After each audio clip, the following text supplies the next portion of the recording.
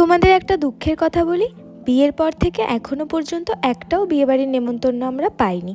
সেই কারণে যখন অ্যানিভার্সারির নেমন্তন্ন এলো তখন ভাবলাম একটু বিয়েবাড়ির মতনই সেজে যাই। ব্যাস একদম নতুন বউ সেজে রেডি হয়ে গেছি আর সোজা চলে এলাম নেমন্তন্ন বাড়িতে। এসে দেখি খুব সুন্দর করে ডেকোরেশন করা হয়েছে। এসে গিফট দিয়েই আমরা প্রথমে কফি আর পকোড়া নিয়ে নিলাম। তারপর কফি খেতে খেতে একটু গল্প করছিলাম। আর সেখানে আমাদের অনেক বন্ধু বান্ধবীরা ছিল, তো সবাই মিলে অনেক গল্প আড্ডা দিচ্ছিল। আর তারপরেই যাদের জন্য আজকের এই সেলিব্রেশন তারা কেক কাটতে চলে এলো।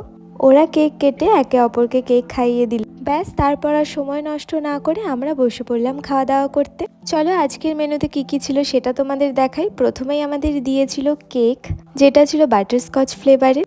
তারপর ছিল চিকেন সাটে, এটাও খেতে বেশ ভালো ছিল। আর তারপরেই চলে এলো ভাত, ভেজ ডাল, ঝুরি আলু ভাজা। তারপরেই চলে এলো ফ্রাইড রাইস আর চিকেন। আর তারপর চাটনি, পাঁপড়, মিষ্টি দিয়ে খাওয়া দাওয়া কমপ্লিট করলাম।